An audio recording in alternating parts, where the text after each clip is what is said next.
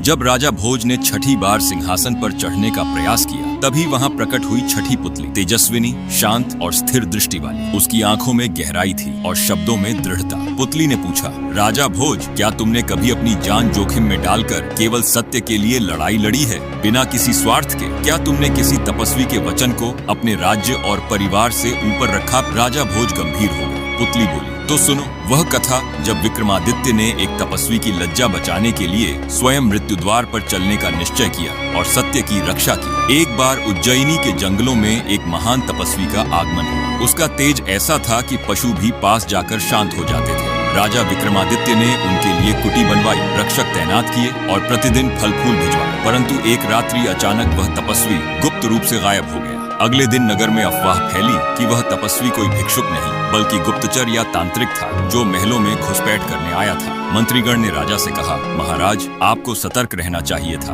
वह साधु कोई साधारण नहीं लगता। राजा ने कोई उत्तर नहीं दिया, लेकिन उसी रात वे चुपचाप अकेले उस कुटी में पहुंचे। राजा ने ध्यानमग्न होकर वहां की ऊर्जा का अध्ययन किया। उन्हें ज्ञात हुआ कि वह तपस्वी वास्तव में एक महान सिद्ध योगी था, जो काल मंत्र साधना कर रहा था, परंतु किसी दुष्ट ने उसकी तपस्या भंग कर दी। राजा ने गहन ध्यान किया और तपस्वी को पाताल के एक अंधकारमय लोक में बंदी पाया। राजा ने तुरंत मंत्रियों को बुलाया और कहा, जो कोई भी इस सिद्ध योगी की मानहानि का उत्तरदायी होगा, वह अब मेरा अपराधी है। राजा ने नगर में घोषणा की, जब तक वह तपस्वी पुनः सम्मान पूर्वक लौटकर तप पूरा न करे, मैं राजमहल का भोजन नहीं लूंगा, न ही गद्दी पर बैठूंगा। यह सुनते ही जनसमूह विस्मित हो गया। मंत्रीगण चिंतित हो गए, पर राजा अडिग थे। उन्होंने योगबल से पाताल यात्रा की योजना बनाई। राजा विक्रमादित्य ने दिव्य साधना द्वारा पाताल प्रवेश किया। वहां उन्हें अंधकार, मायावी जीव और कठिन परीक्षा मिली। कई दैत्य रूपी प्राणी उन्हें भ्रमित करने आए, परंतु राजा का मन अडिग था।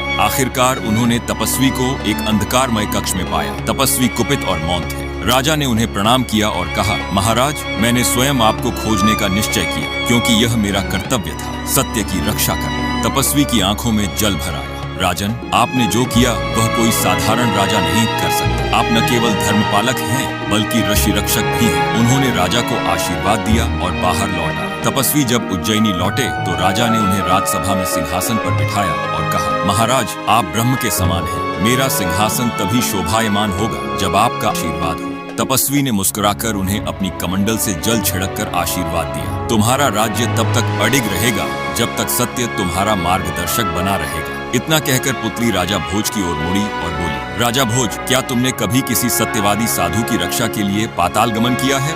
क्या तुमने किसी की तपस्या की मर्यादा को बचाने के लिए अपना सुख वैभव त्यागा है? राजा भोज ने नम्रता से उत्तर दिया,